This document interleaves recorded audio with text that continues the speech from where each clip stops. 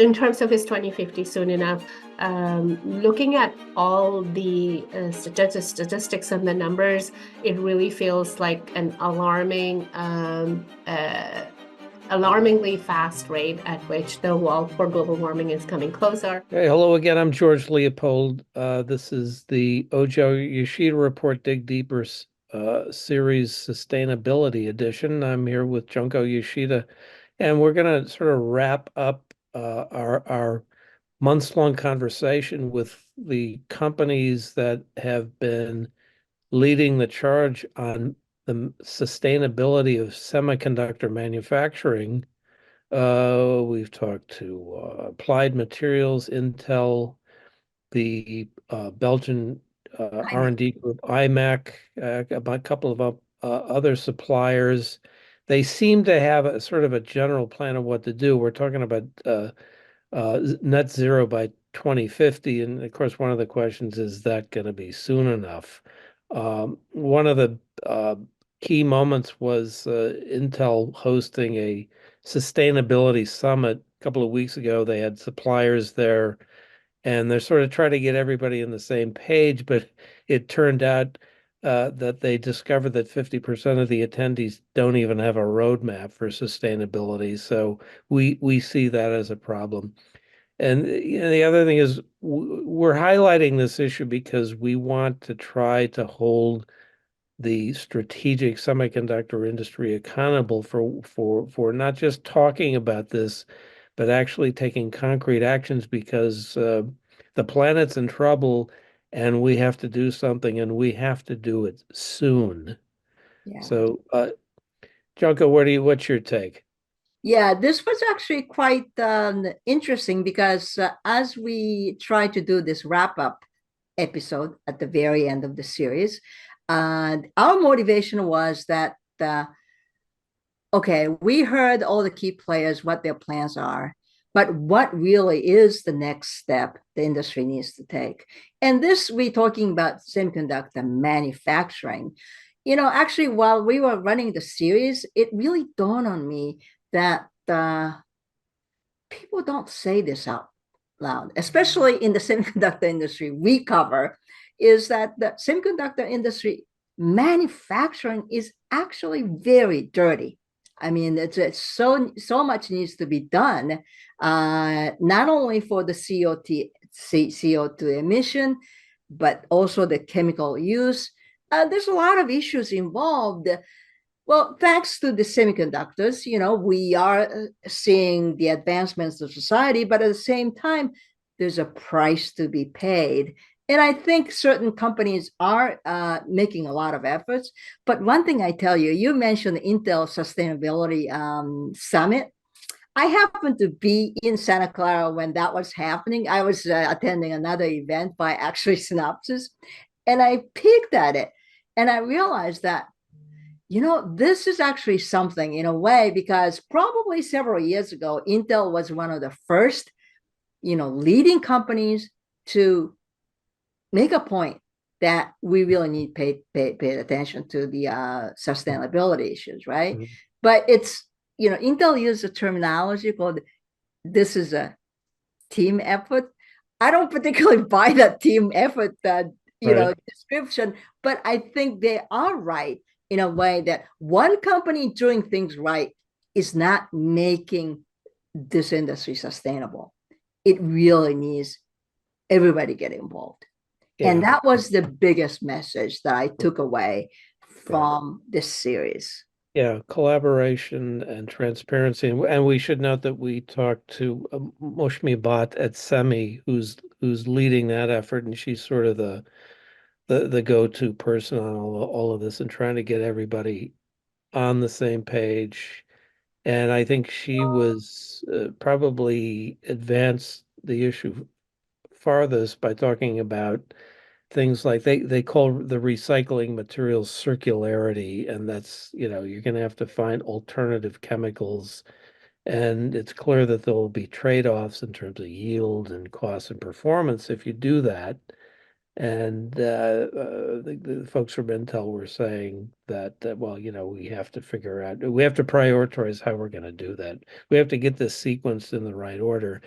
And remember, Intel, Samsung, and TSMC are now getting federal subsidies, so they do have a corporate responsibility to operate in a sustainable manner certainly in the U.S. and they should try to do the same thing at plants in other continents. Yeah. No, that's true, and I think it has risen to the surface of consciousness for of us in the media that this is one question we have to ask every time when a chip company built a new fab.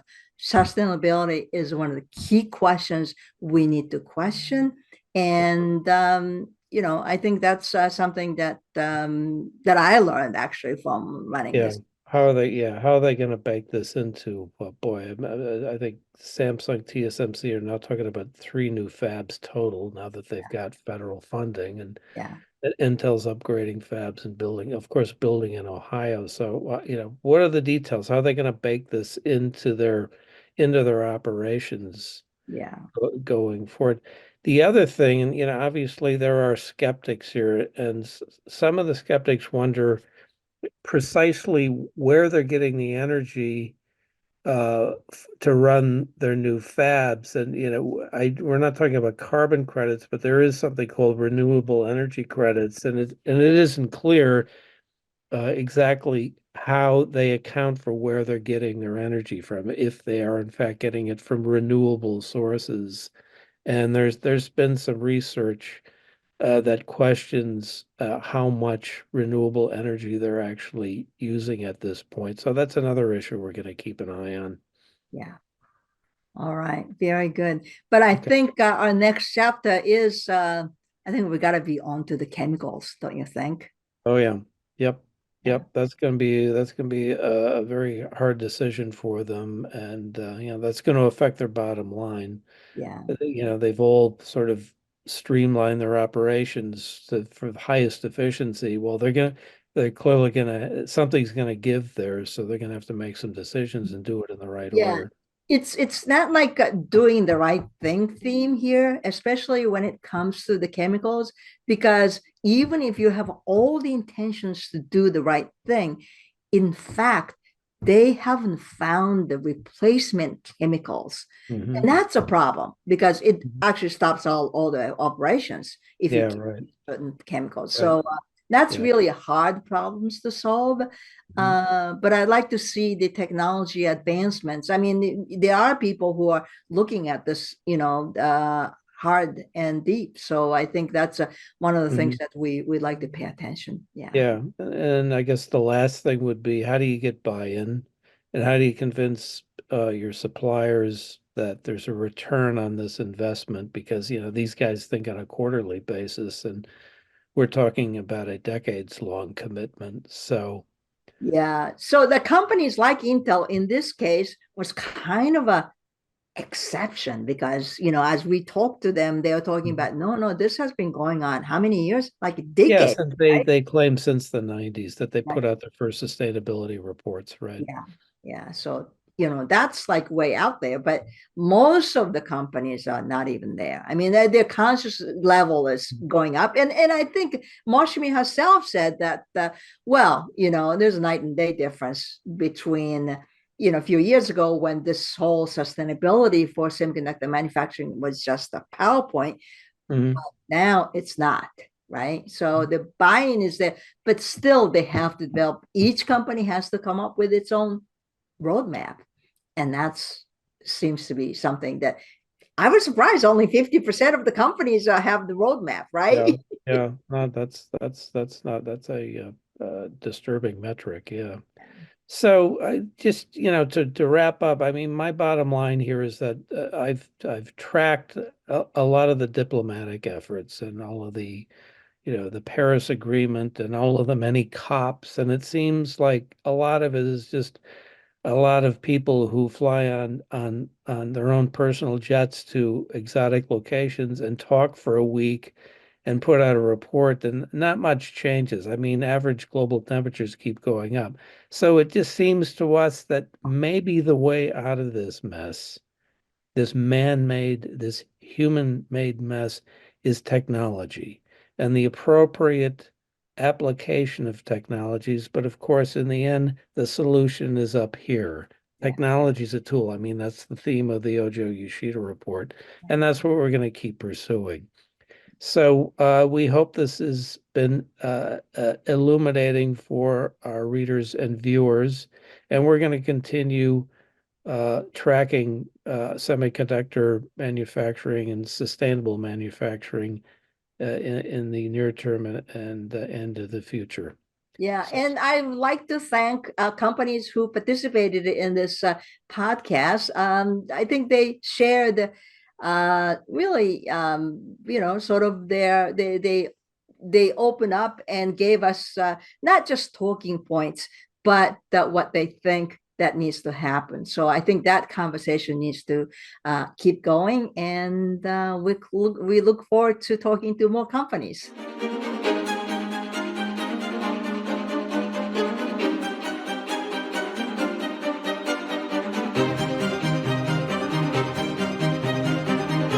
Hello, and welcome to the sustainability edition of the Ojo Yoshida Report's Dig Deeper's podcast series. I'm your host, George Leopold, along with my colleague, Junko Yoshida. Our guest today is Dr. Moshmi Bhatt, who helps direct the chip industry Semiconductor Climate Consortium. Welcome back, Dr. Bhatt.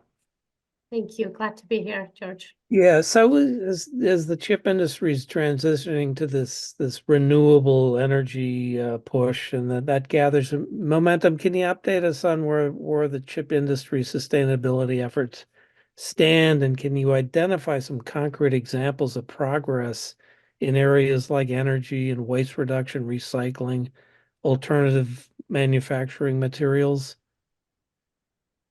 Sure. Before I address the progress that has been made on those specific areas that you called out, George, energy, emissions, water, and waste, I would like to step back a bit and talk about the big change we are seeing in terms of the mindset and the engagement of our members, of members of this extremely smart community that is innovative and has so many great ideas in terms of being able to impact climate change. So I'm really thankful to see this progression, see the engagement at leadership levels as well, in terms of moving this journey along. Because as you know, we can have all the plans, but if we don't have support on an inclusive level from within the corporations as well as the community, it is hard to make progress. So with that said, in terms of energy, water, and waste and emissions, some of the things that are falling into place now is essentially understanding where we are as an industry, and then using that data-driven, science-based knowledge to direct the next steps. So when we last spoke, which was about 6 months ago, I would say, I had talked about the fact that we had completed the baselining activity on emissions for our industry. Since then, the big step that we have taken is we've identified that our largest Pareto is related to energy. Our biggest opportunity is in terms of decarbonizing energy. Mm-hmm. And we have a couple of initiatives that we have kicked off specifically to the energy space. And one of them is that at COP28, which was in December of last year, we launched an energy collaborative, which goes in and addresses the finding from that work. So we're in action mode, if you will. In addition, very quickly, I would like to add that in the other areas of water, waste, circularity, we are doing a similar playbook. So we're in the process of identifying the baseline so that we can start taking the next steps. Right. So you can measure results. You use the term circularity, that refers to sort of a closed loop recycling idea, right? Yes, something similar. Yeah. So that's one of the things you're doing, right? Trying to recycle wastewater, solvents, those types of things? Circularity is about being able to put back into your production the critical materials and the elements that you extract from nature. Mhm. And put it back into your process. That is the true version of circularity. Of course, if we fail at that, we go to the next levels of reuse, recycle, and related use opportunities. But just to give you a reference, there's a report that is published each year called the CGR, the Circularity Gap Report. Yeah. And it talks about on a global basis, what is our circularity? And that number has consistently been below 10%. It's in single digits. It was a COVID year when it was the highest. It was at 9.8%, but since then it has dropping. It dropped down to 7%. And I'm not exactly sure, don't quote me on this, but it is between 7 and 8% as of the close of year 2023. So that's how the world works in terms of extracting materials and what we put back in. Yeah.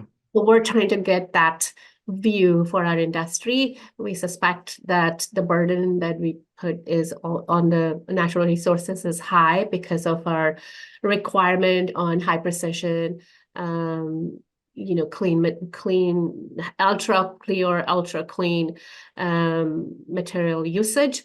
And what we do want to do is very intentionally take that information and work on creating circular economy for the critical elements that we extract from the world. Not just from a perspective of environmental equity or environmental responsibility, but also from a perspective of supply chain resilience. You have to extract these materials and they're not very pervasive around the world. So keeping that in mind, we need to be also looking at how we recycle or create a authentic circular economy for our industry. So where do you think we are in terms of buy-in, in terms of members of the climate consortium? What's their view on the return on the investment? Because that's obviously gonna play into this a lot. I am very pleased to announce that that is not a problem anymore. I do remember when I joined this effort a little less than 2 years ago, we were in a different place. We had to spend a lot of time convincing the parties that are in the decision space financially as well as strategically as to why it's important to do this. But now there is enough information and knowledge that process of convincing is not required. Everybody understands the urgency. If you think about it, if you read the reports, the average global warming in 2023, which was the hottest year, was 1.65 degrees. And technically that's above 1.5 degrees, but the 10-year average, which is where the 1.5 degrees comes in, is at 1.18 degrees. So very close to the wall, and I think everybody gets it. I will quote from one of our executives that said, one of our board members that said, that talked about this as no longer global warming, but more like global boiling. So everyone gets it that we are in global warming space and we really need to get to work. So it's more engagement when it comes to buy-in, but really we don't need to worry about buy-in. Right. We note that in the coming weeks, Intel, which is trying to take a lead, get sort of a first mover advantage on sustainability, is going to have an event. So that I think there's momentum there. We've seen that TSMC, who's the big player here, has done some things in terms of power purchase agreements with renewables and so forth. So everybody's talking about 2050. Is that going to be soon enough? I think it's remarkable that seeing that the large companies, such as Intel, TSMC, have been pulling together their supply chain to just have a dialogue now as a community versus just solo. As we know that, this global warming problem is more than something one company can solve on their own. And this is all a call to action, and we're looking forward to the Intel event. I also want to point out that TSMC had a similar event right after COP, and it was really exciting to see the engagement that was all themed on sustainability. And I think that's a great message to the world about collaboration, about the response to urgency of global warming. In terms of his 2050 soon enough, looking at all the statistics and the numbers, it really feels like an alarmingly fast rate at which the wall for global warming is coming closer. If you think about it, we did a little study about 5 years ago before COVID. The year-on-year improvement required on decarbonization was somewhere around 7%. If you look at the numbers that were released after COP28, which was just last year, 5 years later, we made sure we skipped the COVID years. The year-on-year improvement required is between 13 to 17%, double what it was 5 years ago. And I'm quite sure that we did not model or predict that. For the semiconductor industry as well, that year-on-year improvement, depending on where we peak, whether it's at 2025 or 2030, that number goes from about 10.3% to 13.3%. So these are, I know they sound like 1 or 2 percentages, but these basically require a massive lift in terms of investment, in terms of creativity. So yes, we must work on trying to understand and recognize the urgency of action required. And there is an even greater need for collaboration, similar to the Intel event that's coming up, to rally together to work towards making sure that we protect the 2050 date, and if possible, even accelerate that. What kind of surprised me over the last few months is that there's kind of building of peer pressure. You pointed out earlier that it's not a single company's problem. It really needs to be solved by the community, right? But at the same time, that companies are making sure everybody's aware. This is like everybody's problem. And I'm sort of actually, I'm delighted when every time, if it is a new fab built to be built in Japan, or the new fab being built in Ohio, really people put this sustainability front and center. This was never the case 10 years ago when building fabs. So I can see that the power you have in terms of bringing the entire industry to this state of mind. We haven't really talked about chemical issues involved in sustainability. And my understanding, it's really, really hard to solve. What is your view on this? That's an extremely good question, Junko. Yes, we've been talking about climate up until now, but addressing the issues around chemicals that have a harmful impact on the society as well as the economy is definitely one of SEMI's priorities. And there is a whole task force around PFAS. You must have heard that. It's the forever chemicals. Most certainly that is on the top of our minds. And SEMI has been recently hosting some key conferences and meetings with relevant parties to build together a robust partnership in order to be able to solve this problem of forever chemicals. This is also a problem where we have to extend beyond our industry and work with the government, government as well, and policymakers, as well as innovators in terms of discovering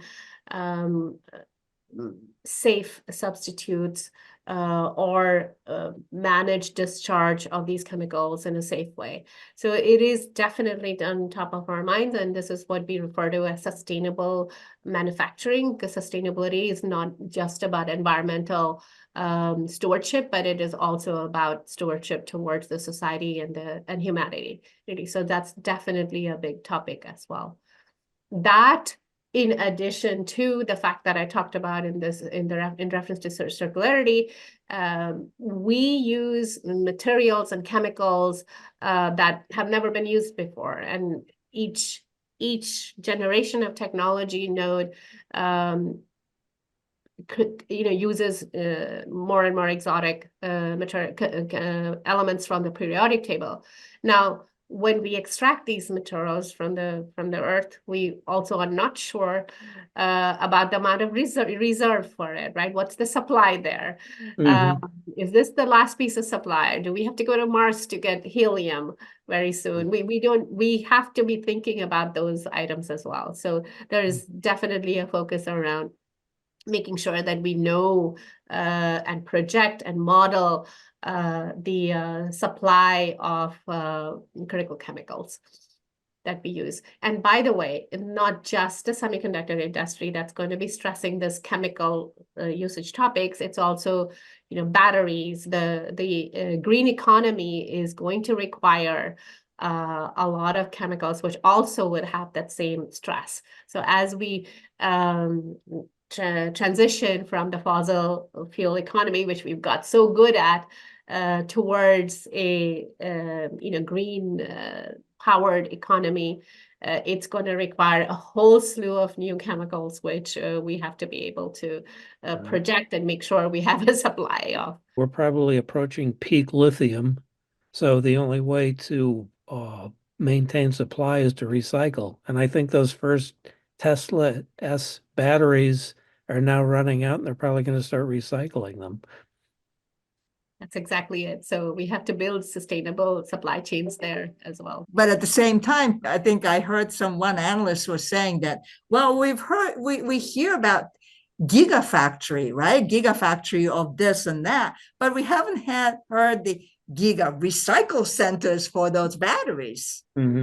Yes, and they're happening, actually. There is a whole new space of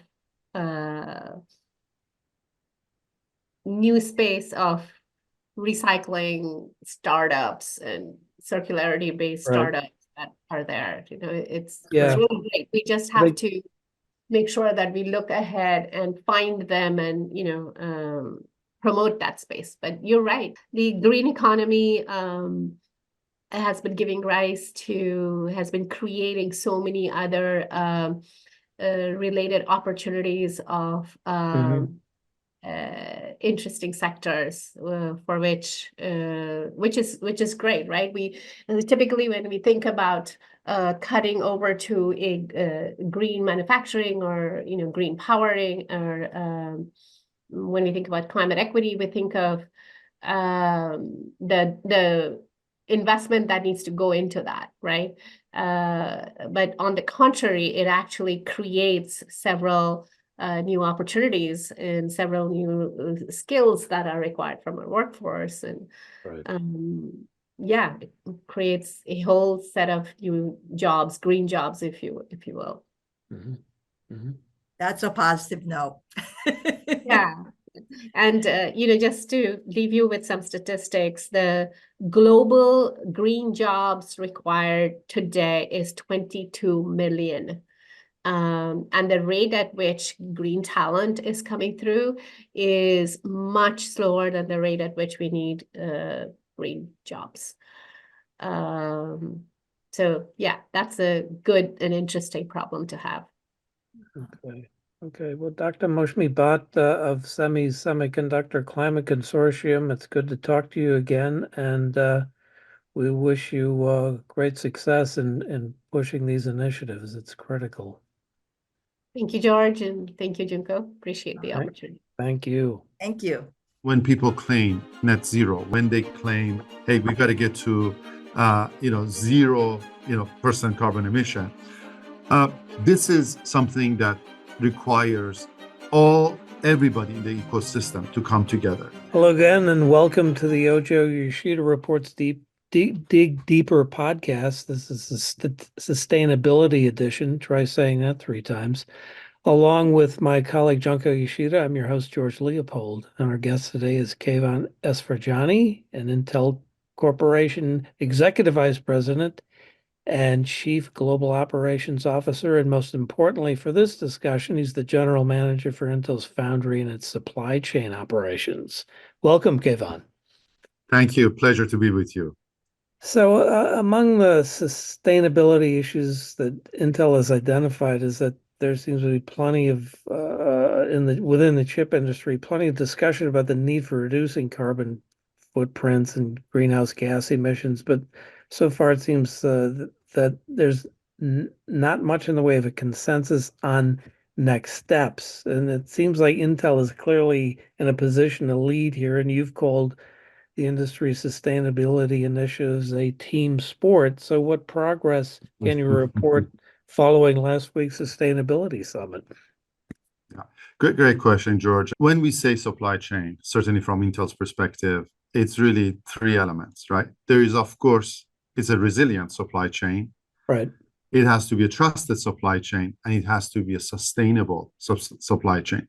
There is no point in building all these factories, if you're not doing it and doing it right. And our view is there are really 4 key elements to when we looked at sustainability as you're building these semiconductor, factories. Renewable electricity is a big part of that. There's water, there's waste, and of course, carbon emission. So we brought the industry together last week, first ever sustainability summit for Intel. And why did we do that? And part of it was because, as I am very personally, passionate about this topic, and I really want to see the difference that this industry as well as Intel needs to make.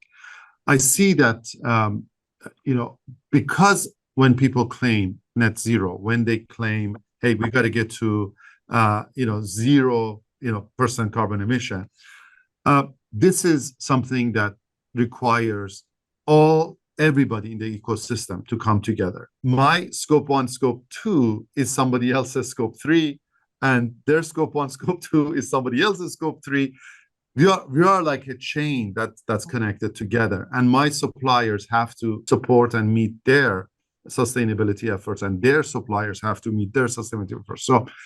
And for many suppliers or customers or partners, they're not as far along as others. So this is really our initiative to really bring everybody together. My call to action was really around 3 things, right? Many people are talking about it, but they don't have a roadmap to actually get there. So one of the call to action was you got to have a roadmap, right, of what it takes for you to get to net zero. And with a survey of the attendees there, and less than 50% of them had actually a roadmap. They do have a net zero goal, but they don't have a roadmap to get there. So that's quite eye-opening. So that's sort of the you got to have a roadmap.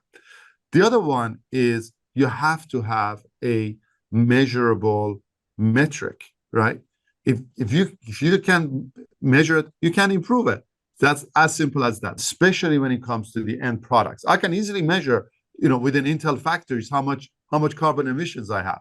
Right. But what does that mean to the end user? So this is not something that's going to change in 2 weeks, 3 weeks, 5 months. This is something we need to all constantly be focused on in order to really move this, dial in the right direction. So I was really happy about the first sort of sustainability summit for Intel. We had a combination of not just the semiconductor, suppliers and manufacturers, but we also had customers, we had academia, we had government, partners. We had many stakeholders in this that was very well received. So that's why I call it a team sport. You call it Intel Sustainability Summit, right? Yes. What's the name? Yeah. Right. So the reason why you put Intel is because people who came to this summit are, aside from academia and government people, are these all Intel suppliers or the users of Intel's chips? Or what are they? I mean, who are they? Great question. Janko, this is basically everybody. We invited this to essentially not just Intel suppliers. These are partners. These are collaborators. These are essentially the whole semiconductor ecosystem. This was not a unique to Intel. In fact, we made the discussion so that it is sort of joint initiative, right? We had Siemens, who was on the stage. We had Cisco, who was on the stage as our keynote. We had many sponsors like Micron, like the Air Liquide. So again, the whole theme that we tried to do here was get goal aligned in terms of a challenge and the opportunity that's facing our industry, and not just for Intel. So and the sponsorship for this was also by our customers, by our suppliers, by our partners. So it was not just an Intel event, but Intel brought it together, and we welcome other partners in the future to sort of do this together. I see. So the reason why you called it Intel, your company name at the top of the summit, right? That means that you are going. The motivation was to show your leadership. This was something that I asked all these questions that I'm sort of posing to my team. I said, look, we have a good control around our scope 1 and 2. What about my scope 3? Who's managing that? So let's bring the team together, and then let's bring everybody together, and that's how this all came about. And for the lack of better word, Intel sort of pulled it together. Somebody has to step up to invite everybody in, and that's why we did it, right? And of course, there is really, and you're looking across the industry. I mean, there's just a small handful of the leaders that really got and it really at the forefront of innovation, at the technology, really drive the industry. We sort of have the scale, the investment, the customer, the ecosystem, and that's really where one of my comments, my keynote was, with leadership comes responsibility, and each of us sort of in our respective areas, we have to carry that sort of responsibility very, very seriously. Right. To what extent, Kevin, would you get buy-in just through peer pressure? Intel's focus on sustainability is not new. We have been at this for decades. Today, you may not know, but 99% of our everything that we produce in terms of our power to run our factories and our offices and everything is 99% of that is from renewable electricity. 99%. And this has been in decades that we have been working on this stuff. And our factories, even in the United States, is like 100%. So the point here is, we have been at this for a while. But to get to net zero, it takes a lot more effort. And it really has to be foundational at the research and development. And that's what really Intel is what really breeds our company, and our success is all about innovation. And at the heart of getting to the net zero, it has to start with those grassroots, and you have to bring the ecosystem together. Right. So your goal, you stated last week, was to be the chip industry's most sustainable foundry. And I mean, would that be a differentiator for Intel in competing in the foundry business with, say, that large company in Taiwan? When we look at supply chain, it's got to be resilient, it's got to be trusted, and it's got to be sustainable. And those three things is what we believe also is something that our stakeholders also care about, and stakeholders being our customers, our owners, our communities, our people, our employees. And that's why we are very, very serious about it. As we make selections and decisions as to where we go operate, or how we invest, right? These three things, when it comes to supply chain, all go hand in hand together. The world needs a more secure and trusted supply. They need a more resilient supply, so that one place, if it goes down, the whole thing does not shut down. And of course, they're looking for the solution so it can sustain for generations to come. That is what Intel's long-term objective is, and we're committed to it, and we believe it's the right thing to do. So we previously discussed a lot of sustainability issues with Todd Brady, who's Intel's chief sustainability officer, and we mostly talked about things like emission reductions. We wanted to drill down with you more on a key area that Intel refers to as green chemistry. Yeah. Sustainable chemistries. Where do those efforts stand? We know that you made reference to PFAS chemicals and that you're gonna have to find alternatives, right? Yes. So we have a roadmap of, as we introduce new technologies, right? Especially with our friends in the technology development, they have very specific goals and as well as capabilities that they're bringing online. Those are alternate chemistries, and it also includes our suppliers, right? We have very strict requirements by our suppliers in terms of what we expect them to go develop. Their CEOs personally sit down with me and they go through their roadmap, their game plan. You reference one of those being like PFAS. These are very, very big undertaking. And this is something that is, it's a decade long, type of a journey. Okay, let's start with the recycling portion. Yeah. So recycling, I mean, you think about, Intel today, I mean, we have very aggressive goal, and we basically by 2030 we want to sort of achieve that 0% to the landfill. And we publicly disclose these numbers. We're still in the less than one hand type of a percent sort of there. So but also to make sure that we're disposing both our chemistries, liquid chemistries, or solid waste. You have to have the technology that enables that, right? How you're abating these chemicals or gases, how you are diluting them, right? What kind of chemistries do you use in order to dilute them? What are those R&D efforts? What are the new technologies that allows you to do that? How do you do that and make sure that it's economical and it's cost effective for you to do that?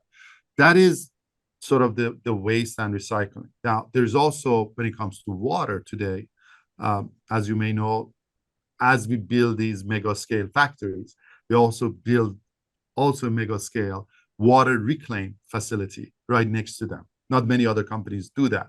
These are in the order of like $800 to $1 billion of just another water reclaim. That means this is a place that you're actually recycling the water, and in coupling that with the projects that we do with the communities, you actually are net positive. For 1 gallon of water I use, I'm actually crediting back like 1 type of a number, if you follow sort of that funny math. But because we do projects outside of that reclaim facility. Right. Having said that, recycling, circularity is also a big part of our initiative. In addition to the emission, right? Now, the first sustainability summit we did was, I would say, largely focused on net zero and the carbon emission. But as we move forward, and I got so many thank yous. I got so many people saying, "Hey, Kevon, when are we going to do the next? When are we going to do this?" Okay, so it was very well received, and I think we, depending on the interest level of the stakeholders, I love to expand these into all the key elements of what's needed to support the industry. Are you concerned at all about that there might be some initial trade-offs in switching to sustainable chemistries, like it might affect your yields, or that there might be some roadblocks in terms of Moore's law scaling? I run the foundry supply chain manufacturing operation. Okay. So, but I partner with my good friends Ann Kelleher in TD, and then Stu Pan on the foundry services, mainly on the sales side.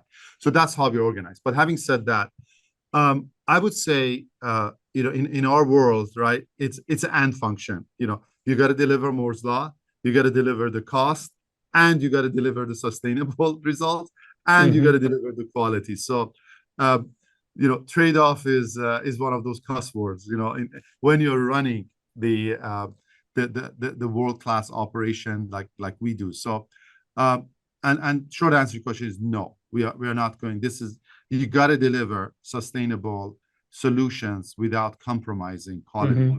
And that's really what the challenge is. You have to deliver it without compromising, cost.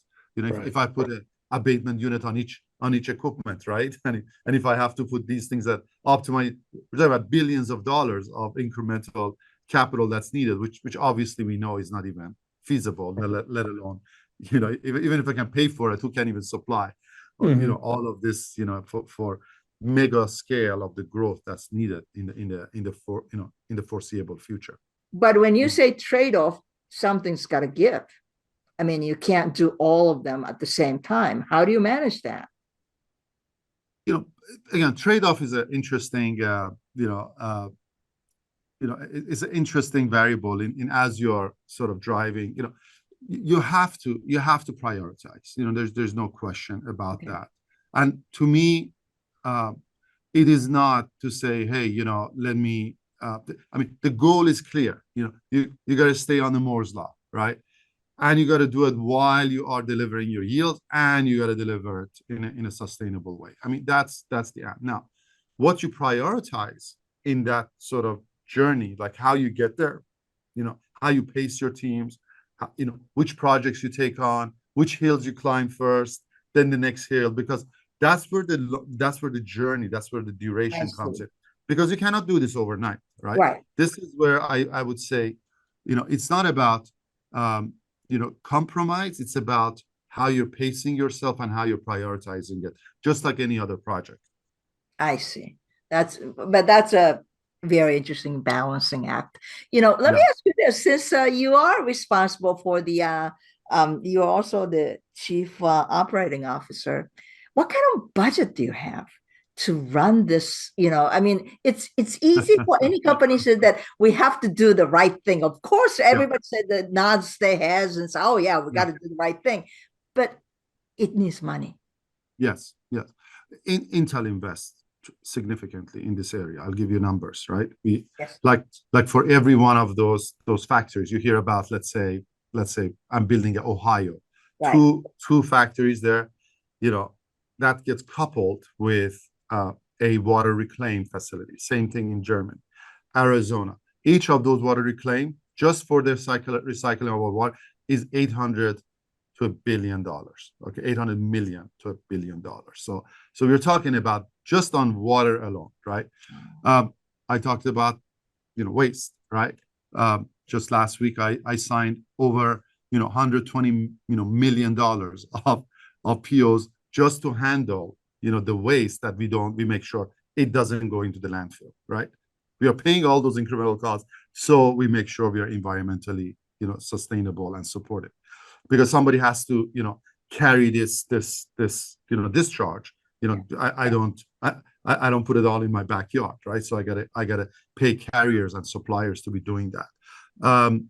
Renewable electricity, right? We have to pay premium, and we have to have partners. We have to have power purchase agreements. Those are in the orders of about 10, 15, $20 million per year of incremental cost. These are big numbers, Junko, that if we didn't, I could certainly avoid them and I could save a lot of money, but we don't, because we put our money where our mouth is. And this is why I want to bring many of our partners and our suppliers and our even other manufacturers in the ecosystem, because we're all goal aligned. We got to get there, and we all have to learn from each other. And I also want to be clear that it's not like I'm sitting up here and everybody else is down here. I also need help. I need help from my suppliers. I need to do more. We are not even scratching the surface to get to net zero, right? Net zero is here. Our trajectory is well below that. So we need to shift the curve, even for Intel, which means that this requires partnership, right? Across everybody in the ecosystem. So how do you coordinate that? I mean, Intel Sustainability Summit, I think it's one thing, but how do you get help? Or how do you fund each other? I mean, are there, a special project that you guys chip in and, develop something together? Tell me. Yeah, great question, Jonko. But going back to what you mentioned, what I'm extremely encouraged by is the topic of sustainability and responsibility toward the environment is getting a huge, attention, and people are now just coming to realize that you're talking about AI, you're talking about, this huge trend around computing power requirement. But what do all these computing power and AI need? They all need semiconductors, right? And how do you make those semiconductors? You got to make them in these factories. So, and you cannot do it by basically making the future generations environment, polluted, or you cannot do it by, by draining all the, consuming all the water, because these factories need them. So people are coming to that realization. Very encouraging. Last week we had our, CHIPS ceremony, which, President Biden, as well as Secretary, Raimondo, both of them very, very clearly highlighted how important is sustainability in this journey, and they really called Intel the national champion. So Keyvan, if you look at the industry trends, and the semiconductor industry, I mean, it faces a lot of challenges to reach net zero, and the advanced nodes are going to require more water. AI chips running in data center servers are going to consume more electricity as you keep adding more AI workloads. Yeah. So what's the likelihood we may end up with maybe net positive rather than net zero? A do-nothing plan will put us in that situation. This is why it's a call to action. And today, just based on my, Intel's first, we had 140, companies, organizations represented there. Less than 50% of them have a roadmap to get to what they say they're going to go do. That tells you that a do-nothing plan doesn't get you there. It is a call to action. We need to act on it immediately. Otherwise, this whole net zero is a pipe dream. Now, and this is why, it does take some level of healthy tension in this process. It requires, I started with call to action of a measurement. We need to have a standard way to measure. People claim, oh, I am, green, or I am, renewable, I'm carbon emission free. Based on what data? How did you measure that, right? We need to have a standard common metric that everybody is measuring upon. And with that, I am extremely confident, George, that once you have that, that's going to drive the necessary traction and the momentum that is critically needed. But without that, today, we're not going to make it. Right. I have last question. I wonder if this trend that semiconductor industry is leading right now, even though there's a lot to do, but at least you're taking responsibility to take an action and make the public reports, make public commitments. We don't see much of that among data centers. I mean, how much water they use, how much the energy use, that's not really much of a public record right now. Do you think you guys can have influence on those users of your chips? Well, remember, our chips are being used by them, but they also have their own set of infrastructure. They do a lot of cooling. In fact, in Intel, I have my own data center, so I know these infrastructure use a lot of power. And there are many alternate solutions to that, which we are going to deploy for ourselves. We need to get creative. It takes technology, it takes innovation in order to do that. But this is and many of our customers who are using our chips, we are collaborating with them as we're paving the way for the future of. So you are collaborating with data center guys. Absolutely. With many of the CSPs, many of these customers are part of the journey together with us. And this part of our motivation to do this Intel Sustainability Summit is to bring the customers, the end users, all the way to the suppliers and the semiconductor manufacturer. That's the beauty of it. And Intel is uniquely positioned to do that, because a supplier may not have that touch point, but we do.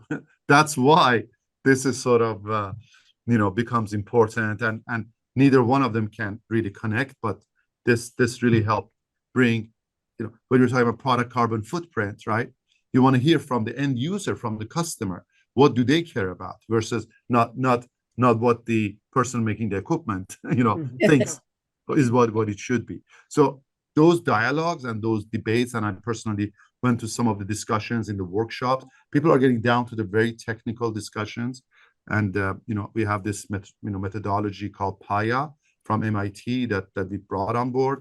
I mean, we need to adapt methodologies like that. I'm not married to PAYA, but it's a good use case.